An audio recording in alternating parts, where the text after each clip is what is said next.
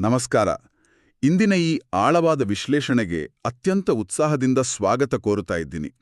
ಇವತ್ತು ನಾವು ಪ್ರಾಚೀನ ಕಾಲದ ಅತ್ಯಂತ ಪ್ರಭಾವಶಾಲಿ ಪಠ್ಯವೊಂದನ್ನು ಎಳೆಯಾಗಿ ಬಿಡಿಸಿ ನೋಡಲಿದ್ದೇವೆ. ಹೌದು. ಅಂದ್ರೆ ಈ ಪಠ್ಯ ನಿಜಕ್ಕೂ ಬಹಳಷ್ಟು ಐತಿಹಾಸಿಕ ಮತ್ತು ತಾತ್ವಿಕ ಕುತೂಹಲಗಳನ್ನ ಹುಟ್ಟುಹಾಕುವಂಥದ್ದು. ಖಂಡಿತ. ಇಂದಿನ ನಮ್ಮ ಅಧ್ಯಯನದ ಮೂಲವಸ್ತು ಲೂಕನ ಸುವಾರ್ತೆಯ 11ನೇ ಅಧ್ಯಾಯದಲ್ಲಿ ಬರುವ ಒಂದು ನಿರ್ದಿಷ್ಟ ಭಾಗ. ಇದರ ಹೆಸರು ಬಲಿಷ್ಠನಿಗಿಂತಲೂ ಬಲಿಷ್ಠ ಕತ್ತಲೆಯ ಮೇರೆ ಕ್ರಿಸ್ತನ ಅಧಿಕಾರ ಅಂತ. ಕರೆಕ್ಟ್. ಈ ಅಧ್ಯಯನದ ಧ್ಯೇಯನೇ ಒಂದು ಪ್ರಾಚೀನ ಪಠ್ಯದಲ್ಲಿ ಅಡಗಿರುವ ತಾರ್ಕಿಕ ವಾದಗಳನ್ನ ಅರ್ಥ ಮಾಡ್ಕೊಳ್ಳೋದು, ಜೊತೆಗೆ ಅದರ ಐತಿಹಾಸಿಕ ಹಿನ್ನೆಲೆ ಏನು, ಮತ್ತು ಮುಖ್ಯವಾಗಿ ಒಳಿತು ಹಾಗೂ ಕೆಡುಕಿನ ನಡುವಿನ ಸಂಘರ್ಷದಲ್ಲಿ ತಟಸ್ಥವಾಗಿರೋದು ಯಾಕೆ ಅಸಾಧ್ಯ ಅನ್ನೋ ಆಳವಾದ ವಿಚಾರವನ್ನ ವಿಶ್ಲೇಷಿಸುವುದು. ಎಕ್ಸಾಕ್ಟ್ಲಿ. ಆದ್ರೆ ಈ ವಿಶ್ಲೇಷಣೆಯ ಆರಂಭದಲ್ಲೇ ಒಂದು ಬಹುಮುಖ್ಯವಾದ ಸ್ಪಷ್ಟೀಕರಣ ಕೊಡ್ಲೇಬೇಕು. ಹೌದು, ಆ ನಿಷ್ಪಕ್ಷಪಾತ ನಿಲುವಿನ ಬಗ್ಗೆ ಹೇಳಿ. ನಾವು ಈ ಧಾರ್ಮಿಕ ಪಠ್ಯವನ್ನು ಸಂಪೂರ್ಣವಾಗಿ ಒಂದು ಐತಿಹಾಸಿಕ ಮತ್ತು ತಾತ್ವಿಕ ಸಾಹಿತ್ಯವಾಗಿ ಮಾತ್ರ ನೋಡ್ತಾ ಇದ್ದೇವೆ. ಇದರಲ್ಲಿರುವ ನಂಬಿಕೆಗಳನ್ನ ಬೆಂಬಲಿಸೋದಾಗ್ಲಿ ಅಥವಾ ವಿರೋಧಿಸೋದಾಗ್ಲಿ ಮಾಡ್ತಾ ಇಲ್ಲ.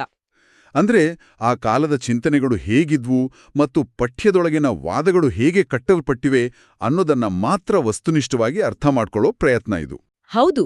ಯಾವುದೇ ಪರ ಅಥವಾ ವಿರೋಧವಿಲ್ಲದೆ ಮೂಲ ಪಠ್ಯದಲ್ಲಿರುವ ವಿಚಾರಗಳನ್ನ ಮಾತ್ರ ನಾವು ವಿಶ್ಲೇಷಣೆ ಮಾಡಲಿದ್ದೇವೆ. ಆ ಐತಿಹಾಸಿಕ ದೃಷ್ಟಿಕೋನದಿಂದಲೇ ಶುರು ಮಾಡೋಣ. ಈ ಪಠ್ಯ ಒಂದು ಕುತೂಹಲಕಾರಿ ಘಟನೆಯೊಂದಿಗೆ ತೆರೆದುಕೊಳ್ಳುತ್ತೆ. ಯೇಸುಕ್ರಿಸ್ತರು ಮೂಕನಾಗಿದ್ದ ಒಬ್ಬ ವ್ಯಕ್ತಿಯಿಂದ ದೆವ್ವವನ್ನು ಬಿಡಿಸುವ ದೃಶ್ಯ ಅದು. ಆ ದೆವ್ವ ಬಿಟ್ಟು ಹೋದ ಕೂಡ್ಲೇ ಆ ವ್ಯಕ್ತಿ ಮಾತನಾಡಲು ಪ್ರಾರಂಭಿಸುತ್ತಾನೆ. ನೆರೆದಿದ್ದ ಜನರೆಲ್ಲ ಇದನ್ನ ನೋಡಿ ಆಶ್ಚರ್ಯಚಕಿತರಾಗುತ್ತಾರೆ. ಆದರೆ ಅಲ್ಲಿ ಒಂದು ಅಚ್ಚರಿಯ ತಿರುವು ಸಿಗುತ್ತೆ ನೋಡಿ. ಗುಂಪಿನಲ್ಲಿದ್ದ ಕೆಲವರು ಈ ಒಳ್ಳೆಯ ಕಾರ್ಯವನ್ನ ಪ್ರಶಂಸಿಸುವ ಬದಲು ಒಂದು ಅತ್ಯಂತ ಗಂಭೀರವಾದ ಆರೋಪ ಮಾಡ್ತಾರೆ. ಯೇಸು ದೆವ್ವಗಳ ಒಡೆಯನಾದ ಬೆಲ್ಜೆಬೂಲನ ಶಕ್ತಿಯಿಂದ ದೆವ್ವಗಳನ್ನ ಬಿಡಿಸುತ್ತಿದ್ದಾರೆ ಅಂತ ಟೀಕಿಸ್ತಾರೆ. ಹೌದು. ಇನ್ನು ಕೆಲವರಂತೂ ಆಕಾಶದಿಂದ ಯಾವುದಾದ್ರೂ ಅದ್ಭುತ ಕಾರ್ಯವನ್ನ ಮಾಡಿ ತೋರಿಸಿ ಅಂತ ಪರೀಕ್ಷೆ ಮಾಡಕ್ ಶುರು ಮಾಡ್ತಾರೆ. ಇಲ್ಲಿ ನಾವು ಪ್ರಶ್ನೆ ಮಾಡ್ಕೊಳ್ಬೇಕಾದೇನಂದ್ರೆ, ಆ ಮೊದಲನೇ ಶತಮಾನದ ಸಮಾಜದಲ್ಲಿ ಇಂಥ ಒಳ್ಳೆಯ ಕಾರ್ಯಕ್ಕೆ ಈ ಪರಿಯ ವಿರೋಧ ಯಾಕೆ ಬಂತು ಅಂತ. ಅದಕ್ಕೆ ಬಲವಾದ ಐತಿಹಾಸಿಕ ಕಾರಣಗಳಿರ್ಬೇಕಲ್ವಾ? ಖಂಡಿತ ಇತ್ತು. ಅಂದಿನ ಯಹೂದಿ ಸಮಾಜದಲ್ಲಿ ದೆವ್ವ ಬಿಡಿಸುವ ಪ್ರಕ್ರಿಯೆ ಹೊಸದೇನಾಗಿರ್ಲಿಲ್ಲ. ಬೇರೆ ಬೇರೆ ಧಾರ್ಮಿಕ ಮುಖಂಡರು ಕೂಡ ಈ ಕೆಲಸವನ್ನ ಮಾಡ್ತಾ ಇದ್ರು. ಅಂದ್ರೆ ಆ ಕಾಲದಲ್ಲಿ ಅದು ಸಾಮಾನ್ಯ ನಂಬಿಕೆ ಆಗಿತ್ತು. ಹೌದು. ಆದ್ರೆ ಆ ಧಾರ್ಮಿಕ ಮುಖಂಡರು ಸಾಮಾನ್ಯವಾಗಿ ದೀರ್ಘವಾದ ಮಂತ್ರಗಳನ್ನ ಪಠಿಸೋದು, ವಿಚಿತ್ರವಾದ ಬೇರುಗಳನ್ನ ಬಳಸೋದು ಮಾಡ್ತಾ ಇದ್ರು. ಓಹೋ. ಆದರೆ ಯೇಸುವಿನ ಕಾರ್ಯವಿಧಾನ ಸಂಪೂರ್ಣ ವಿಭಿನ್ನವಾಗಿತ್ತು. ಎಕ್ಸಾಕ್ಟ್ಲಿ. ಅವರು ಯಾವುದೇ ಬಾಹ್ಯ ಆಚರಣೆಗಳಿಲ್ದೆ ಅತ್ಯಂತ ಸುಲಭವಾಗಿ ಕೇವಲ ತಮ್ಮ ಅಧಿಕಾರವಾಣಿಯಿಂದ ದೆವ್ವಗಳನ್ನ ಓಡಿಸ್ತಾ ಇದ್ರು. ಇದು ಅಂದಿನ ಪ್ರಭಾವಿ ಧಾರ್ಮಿಕ ನಾಯಕರಲ್ಲಿ ಒಂದು ರೀತಿಯ ಅಭದ್ರತೆ ಮತ್ತು ಆತಂಕವನ್ನ ಸೃಷ್ಟಿ ಮಾಡಿರಬಹುದು. ನಿಜ. ಅದೇ ಕಾರಣಕ್ಕೆ ಅವರು ಆ ಬೆಲ್ಜಿಬೂಲ್ ಅನ್ನೋ ಅಸ್ತ್ರವನ್ನ ಬಳಸಿದ್ದು. ಈ ಬೆಲ್ಜಿಬೂಲ್ ಅನ್ನೋ ಪದದ ಹಿನ್ನೆಲೆ ಏನು? ಈ ಪದದ ಇತಿಹಾಸ ಹರೆಯ ಒಡಂಬಡಿಕೆಯ ಕಾಲಕ್ಕೆ ಹೋಗುತ್ತೆ. ಫಿಲಿಸ್ಟಿರ ಒಂದು ದೇವತೆಯಾದ ಬಾಳ್ ಜಬೂಬ್ ಅನ್ನೋ ಹೆಸರಿನಿಂದ ಇದು ಬಂದಿದೆ. ಬಾಳ್ ಜಬೂಬ್ ಅಂದ್ರೆ ಅದರ ಅರ್ಥ ಏನು? ಇದರ ಅರ್ಥ ನೊಣೆಗಳ ಒಡೆಯ ಅಂತ. ಕಾಲಕ್ರಮೇಣ ಈ ಪದ ಯಹೂದಿ ಸಾಹಿತ್ಯದಲ್ಲಿ ದೆವ್ವಗಳ ಒಡೆಯ ಅಥವಾ ಸೈತಾನನಿಗೆ ಪರ್ಯಾಯವಾಗಿ ಬಳಕೆಯಾಗೋಕ್ ಶುರುವಾಯಿತು. ಅಂದ್ರೆ ವಿರೋಧಿಗಳು ಇಲ್ಲಿ ಮಾಡ್ತಾ ಇರೋ ತಂತ್ರ ಬಹಳ ಸ್ಪಷ್ಟವಾಗಿದೆ. ತಮಗೆ ವಿವರಿಸಲಾಗದ ಒಂದು ಶಕ್ತಿಯನ್ನ ಕಂಡಾಗ ಅದನ್ನ ನೇರವಾಗಿ ಸೈತಾನನಿಗೆ ಅನ್ವಯಿಸಿಬಿಡೋದು. ಆ ಮೂಲಕ ಆ ಒಳ್ಳೆಯ ಕಾರ್ಯದ ಪಾವಿತ್ರ್ಯತೆಯನ್ನ ಕಡೆಗಣಿಸುವ ತಂತ್ರ ಇದು. ನಿಜಕ್ಕೂ ವ್ಯವಸ್ಥಿತವಾದ ತಂತ್ರ.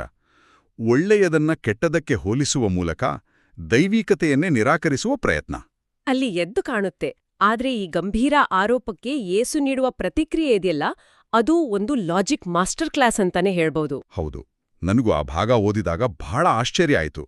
ಅವರು ಕೋಪಗೊಳ್ಳೋ ಬದಲು ಬಹಳ ಸರಳ ಮತ್ತು ಶಕ್ತಿಯುತವಾದ ತರ್ಕವನ್ನ ಬಳಸ್ತಾರೆ. ಅದೇ ಆ ಒಡೆದ ಮನೆಯ ದೃಷ್ಟಾಂತ.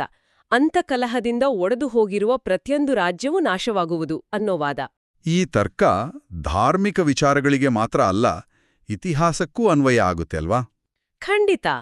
ಯಾವುದೇ ಬಲಿಷ್ಠ ಸಾಮ್ರಾಜ್ಯವಾದರೂ ಒಳಗಿನ ಒಡಕಿನಿಂದಲೇ ದುರ್ಬಲವಾಗುವುದು. ಅಂತರ್ಯುದ್ಧವಿರುವ ಕುಟುಂಬ ಬಿದ್ದೋಗುತ್ತೆ.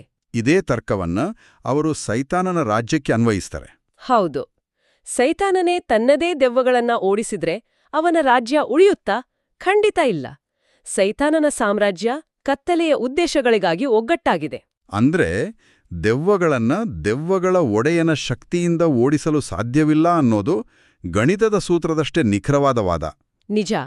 ಈ ಒಡೆದ ಮನೆಯ ತರ್ಕ ವಿರೋಧಿಗಳ ವಾದದಲ್ಲಿರುವ ಹುಳುಕನ್ನ ಸಂಪೂರ್ಣವಾಗಿ ಬಯಲ್ಮಾಡುತ್ತೆ.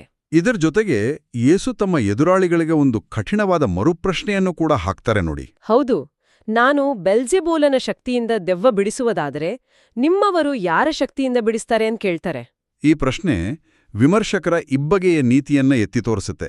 ಯಾಕಂದ್ರೆ ಅಂದಿನ ಕಾಲದಲ್ಲಿ ವಿಮರ್ಶಕರ ಅನುಯಾಯಿಗಳು ಕೂಡ ದೆವ್ವ ಬಿಡಿಸುವ ಕಾರ್ಯದಲ್ಲಿ ತೊಡಗಿದ್ರು ಅಲ್ವಾ? ಎಕ್ಸಾಕ್ಟ್ಲಿ. ತಮ್ಮವರು ಮಾಡಿದ್ರೆ ಅದು ದೇವ್ರ ಕಾರ್ಯ, ಬೇರೆಯವರು ಮಾಡಿದ್ರೆ ಅದು ಸೈತಾನನ ಕಾರ್ಯ ಅನ್ನೋ ಮನಸ್ಥಿತಿ ಅದು. ಆ ಇಬ್ಬಗೆಯ ನೀತಿಯನ್ನ ಯೇಸು ಬಹಳ ಚಾಣಾಕ್ಷತನದಿಂದ ಪ್ರಶ್ನೆ ಮಾಡ್ತಾರೆ. ತೀರ್ಪು ಕೊಡೋಕೆ ಬಂದವರೇ ನ್ಯಾಯಸ್ಥಾನದಲ್ಲಿ ನಿಲ್ಲುವಂತೆ ಮಾಡದ ಅದ್ಭುತ ವಾಕ್ಚಾತುರ್ಯ ಇದು. ಹೌದು. ಕೇವಲ ಆರೋಪವನ್ನ ನಿರಾಕರಿಸೋದಷ್ಟೇ ಅಲ್ಲ, ವಿರೋಧಿಗಳ ಚಿಂತನೆಯಲ್ಲಿರುವ ದೋಷವನ್ನೇ ಎತ್ತಿ ತೋರಿಸುವ ರೀತಿ ಇದು. ಆ ವಾಕ್ಚಾತುರ್ಯದ ನಂತರ ಈ ಪಠ್ಯ ಕೆಲವು ಆಳವಾದ ರೂಪಕಗಳ ಕಡೆಗೆ ಹೊರಳುತ್ತೆ. ನಾನು ದೇವರ ಬೆರಳಿನಿಂದ ದೆವ್ವಗಳನ್ನ ಬಿಡಿಸುವುದಾದರೆ ಅನ್ನೋ ಒಂದು ವಾಕ್ಯ ಬರುತ್ತೆ. ಇದು ಇಡೀ ಪಠ್ಯದಲ್ಲಿ ಬರುವ ಒಂದು ದೊಡ್ಡ ಆಹಾ ಮೊಮೆಂಟ್ ಅಂತ ಹೇಳ್ಬೋದು. ಆ ದೇವರ ಬೆರಳು ಅನ್ನೋ ಪದ ಕೇವಲ ಅಲಂಕಾಲಿಕ ಅಲ್ಲ. ಖಂಡಿತ ಅಲ್ಲ. ಇದು ಹಳೆಯ ಒಡಂಬಡಿಕೆಯ ವಿಮೋಚನಾಕಾಂಡದ ನೆನಪು ತರುತ್ತೆ. ಹೌದು. ಈಜಿಪ್ಟ್ ದೇಶದಲ್ಲಿ ಮೋಶೆ ಅದ್ಭುತಗಳನ್ನ ಮಾಡಿದಾಗ ಫೇರೋ ರಾಜನ ಮಾಂತ್ರಿಕರು ತಮ್ಮ ಸೋಲನ್ನ ಒಪ್ಕೊಂಡು ಇದು ದೇವರ ಬೆರಳಿನಿಂದ ಆದ ಕಾರ್ಯ ಅಂತ ಘೋಷಣೆ ಮಾಡ್ತಾರೆ. ಆ ಐತಿಹಾಸಿಕ ಘಟನೆಯನ್ನ ಯೇಸು ಇಲ್ಲಿ ಮರುನೆನಪಿಸ್ತಾ ಇದ್ದಾರೆ. ಅಂದ್ರೆ ಇದು ಕೇವಲ ಒಂದು ದೆವ್ವ ಬಿಡಿಸುವ ಕಾರ್ಯವಲ್ಲ, ಇದು ಹೊಸ ವಿಮೋಚನೆಯ ಸಂಕೇತ. ಆ ಪದವನ್ನ ಬಳಸಿದ ತಕ್ಷಣವೇ ಯೇಸು ಒಂದು ದೊಡ್ಡ ಘೋಷಣೆ ಮಾಡ್ತಾರೆ. ಹಾಗಾದ್ರೆ ದೇವರ ಸಾಮ್ರಾಜ್ಯವು ನಿಮ್ಮ ಬಳಿಗೆ ಬಂದಿದೆಯಲ್ಲ ಅಂತ.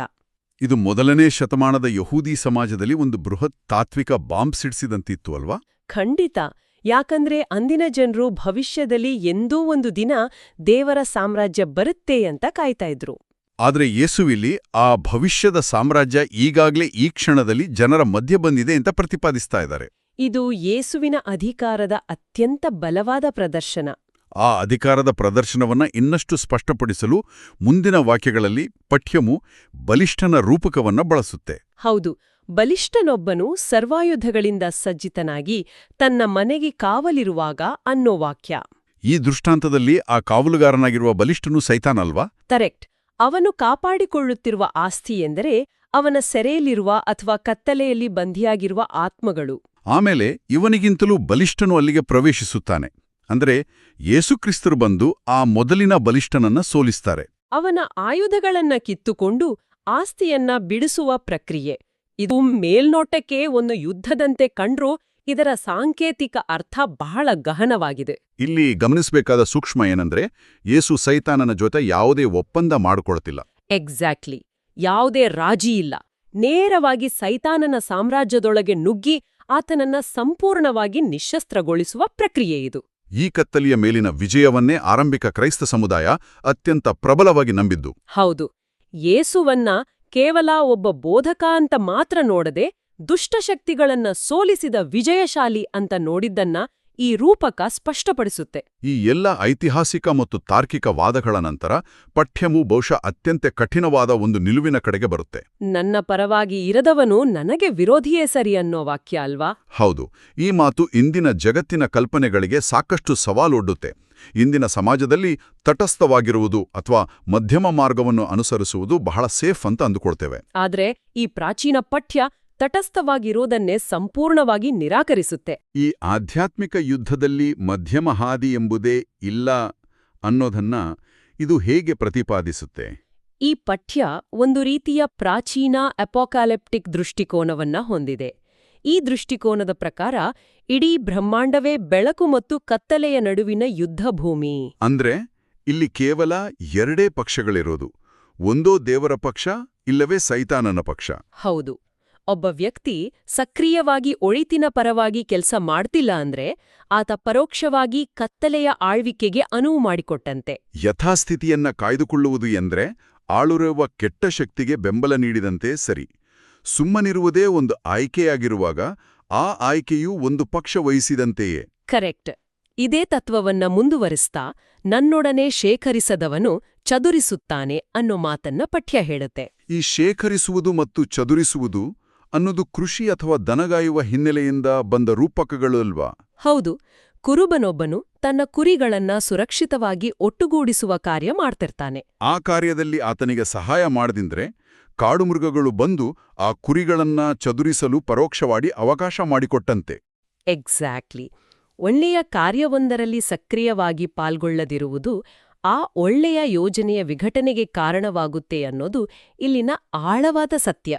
ಇಷ್ಟೆಲ್ಲ ಬಲವಾದ ತಾತ್ವಿಕವಾದಗಳನ್ನು ಮಂಡಿಸಿದ ಈ ಪಠ್ಯ ಇಂದಿನ ದಿನನಿತ್ಯದ ಬದುಕಿಗೆ ಹೇಗೆ ಅನ್ವಯ ಆಗುತ್ತೆ? ಪ್ಯಾಸ್ಟ್ರಲ್ ಅಪ್ಲಿಕೇಶನ್ ಅಥವಾ ದಿನನಿತ್ಯದ ಅನ್ವಯದ ಬಗ್ಗೆ ಹೇಳೋದಾದ್ರೆ ನಾವು ಮುಖ್ಯವಾಗಿ 3 ಅಂಶಗಳನ್ನ ಪಟ್ಟಿ ಮಾಡ್ಬೋದು. ಮೊದಲನೆಯ ಅನ್ವಯ ಆಂತರಿಕ ಒಗ್ಗಟ್ಟಿನ ಮಹತ್ವ ಇರಬೇಕು. ಹೌದು, ಒಡೆದ ಮನೆಯ ದೃಷ್ಟಾಂಗದ ಮೂಲಕ ಇದನ್ನ ಕಲಿಯಬಹುದು. ಕುಟುಂಬ ಅಥವಾ ಸಭೆಯಲ್ಲಿ ಅಂತಹ ಕಲಹವಿದ್ದರೆ ಅದು ನಾಶಕ್ಕೆ ದಾರಿ, ಒಗ್ಗಟ್ಟೇ ರಕ್ಷಣೆ. ಇನ್ನು ಎರಡನೆಯದು ಒಳ್ಳೆಯದನ್ನ ಗುರುತಿಸುವ ವಿವೇಚನೆ. ಕರೆಕ್ಟ್. ಇತರರಲ್ಲಿ ನಡೆಯುವ ಒಳ್ಳೆಯ ಕಾರ್ಯಗಳನ್ನ ಕಂಡು ಟೀಕಿಸುವುದು ಅಥವಾ ಕೆಟ್ಟ ಉದ್ದೇಶಗಳಿಗೆ ಹೋಲಿಸುವುದು ಬಹಳ ಅಪಾಯಕಾರಿ. ಪವಿತ್ರಾತ್ಮನ ಕಾರ್ಯವನ್ನ ಗೌರವಿಸಬೇಕು. ಮೂರನೆಯದು ಆ ಸಕ್ರಿಯ ಪಾಲ್ಗೊಳ್ಳುವಿಕೆ ಅಥವಾ ಪಕ್ಷಪಾತವಿಲ್ಲದ ನಿರ್ಧಾರ.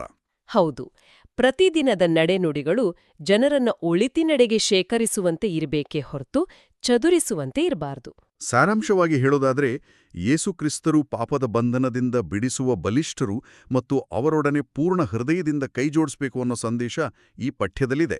ಖಂಡಿತ. ಈ ಆಳವಾದ ವಿಶ್ಲೇಷಣೆಯಲ್ಲಿ ನಾವು ಪಠ್ಯವನ್ನ ಕೇವಲ ಧಾರ್ಮಿಕ ಚೌಕಟ್ಟಿನಲ್ಲಿ ಮಾತ್ರವಲ್ಲದೆ ಮಾನವನ ಸ್ವಭಾವದ ದೃಷ್ಟಿಯಿಂದಲೂ ನೋಡಿದ್ದೇವೆ. ಹೌದು, ಐತಿಹಾಸಿಕ ಆರೋಪಗಳು, ತಾರ್ಕಿಕ ಉತ್ತರಗಳು ಮತ್ತು ತಟಸ್ಥವಾಗಿರಲು ಸಾಧ್ಯವಿಲ್ಲ ಅನ್ನೋ ನಿಲುವನ್ನ ಮೆಲುಕು ಹಾಕಿದ್ದೀವಿ. ಇದು ಮಾನವನ ಮೂಲಭೂತ ಪ್ರವೃತ್ತಿಗಳ ಮೇಲೆ ಬೆಳಕು ಚೆಲ್ಲುವ ಅತ್ಯುತ್ತಮ ಐತಿಹಾಸಿಕ ಪಾಠ. ಇದೆಲ್ಲದರ ಹಿನ್ನೆಲೆಯಲ್ಲಿ ಈ ವಿಶ್ಲೇಷಣೆಯನ್ನ ಮುಕ್ತಾಯಗೊಳಿಸುವ ಮುನ್ನ ಒಂದು ಪ್ರಚೋದನಾತ್ಮಕ ಚಿಂತನೆಯನ್ನ ನಾವು ಪರಿಶೀಲಿಸಲೇಬೇಕು. ಆ ತಟಸ್ಥವಾಗಿರುವುದೆಂದರೆ ಪರೋಕ್ಷವಾಗಿ ವಿರೋಧಿಸಿದಂತೆ ಅನ್ನೋ ತತ್ವದ ಬಗ್ಗೆ ಅಲ್ವಾ? ಹೌದು. ಈ ಮೂಲತತ್ವವನ್ನ ಕೇವಲ ಧಾರ್ಮಿಕ ವಿಷಯಗಳಿಗೆ ಸೀಮಿತಗೊಳಿಸದೆ ಇಂದಿನ ಜಗತ್ತಿನ ನೈತಿಕ ಸಂಘರ್ಷಗಳ ಹಿನ್ನೆಲೆಯಲ್ಲಿಟ್ಟು ನೋಡಿದಾಗ ಕೆಲವು ಕಠಿಣ ಪ್ರಶ್ನೆಗಳು ಹುಟ್ಟುಕೊಳ್ತವೆ. ನಿಜ. ಸಮಾಜದಲ್ಲಿ ಅನ್ಯಾಯ, ದೌರ್ಜನ್ಯಗಳು ನಡೀತಿರುವಾಗ ನಾವು ಯಾರಿಗೂ ತೊಂದರೆ ಕೊಡ್ತಿಲ್ಲ, ನಾವು ನಮ್ಮ ಪಾಡಿಗೆ ನಾವಿದ್ದೀವಿ ಅಂತ ಸುಮ್ಮನೆ ಕೂರುವ ಪ್ರವೃತ್ತಿ ಇದೆಯಲ್ಲ, ಆ ಮೂಕ ಪ್ರವೃತ್ತಿ ವಾಸ್ತವ್ಯದಲ್ಲಿ ಆ ಅನ್ಯಾಯಕ್ಕೆ ನೀಡುತ್ತಿರುವ ಮೂಕ ಸಮ್ಮತಿಯೇ ಅನ್ನೋ ದೊಡ್ಡ ಪ್ರಶ್ನೆ ಅದು. ವಿವಾದಗಳಿಂದ ದೂರ ಉಳಿಯುವುದು ಶಾಂತಿಯ ಸಂಕೇತವೋ ಅಥವಾ ಪರೋಕ್ಷವಾಗಿ ಸಮಾಜವನ್ನ ಒಡೆಯುವ ಶಕ್ತಿಗಳಿಗೆ ನೀಡುತ್ತಿರುವ ಬೆಂಬಲವೋ ಅನ್ನೋದನ್ನ ಪ್ರತಿಯೊಬ್ಬರೂ ಚಿಂತಿಸಬೇಕು. ತಾವು ತಟಸ್ಥರು ಎಂದು ಭಾವಿಸಿಕೊಳ್ಳುವವರು ನಿಜಕ್ಕೂ ಯಾವ ಕಡೆ ಶೇಖರಿಸುತ್ತಿದ್ದಾರೆ ಅಥವಾ ಯಾವ ಕಡೆ ಚದುರಿಸುತ್ತಿದ್ದಾರೆ? ಇದೊಂದು ಅತ್ಯಂತ ಆಳವಾದ ನೈತಿಕ ಪ್ರಶ್ನೆ. ಖಂಡಿತ. ಈ ಗಹನವಾದ ಪ್ರಶ್ನೆಯನ್ನ ಚಿಂತನೆಗೆ ಬಿಡುತ್ತಾ ಇಂದಿನ ನಮ್ಮ ಈ ಆಳವಾದ ವಿಶ್ಲೇಷಣೆಯನ್ನ ಇಲ್ಲಿಗೆ ಮುಕ್ತಾಯಗೊಳಿಸ್ತಾ ಇದ್ದೀವಿ. ಹೌದು, ಈ ವಿಚಾರಪೂರ್ಣ ಅಧ್ಯಯನವನ್ನ ಆಲಿಸಿದ್ದಕ್ಕಾಗಿ ಎಲ್ಲರಿಗೂ ವಂದನೆಗಳು. ಮುಂಬರುವ ವಿಶ್ಲೇಷಣೆಯಲ್ಲಿ ಮತ್ತೊಂದು ಕುತೂಹಲಕಾರಿ ಪಠ್ಯದೊಂದಿಗೆ ಭೇಟಿಯಾಗೋಣ. ನಮಸ್ಕಾರ. ಪ್ರಿಯರೇ, ಈ ಚಾನೆಲ್ ಅನ್ನು ಸಬ್ಸ್ಕ್ರೈಬ್ ಮಾಡಿ ಪ್ರತಿದಿನ ದೇವರ ವಾಕ್ಯವನ್ನು ಆಲಿಸುತ್ತಾ ಅದನ್ನು ಇತರರೊಂದಿಗೆ ಹಂಚಿಕೊಳ್ಳಲು ನಮಗೆ ನೆರವಾಗಿರಿ. ಧನ್ಯವಾದಗಳು.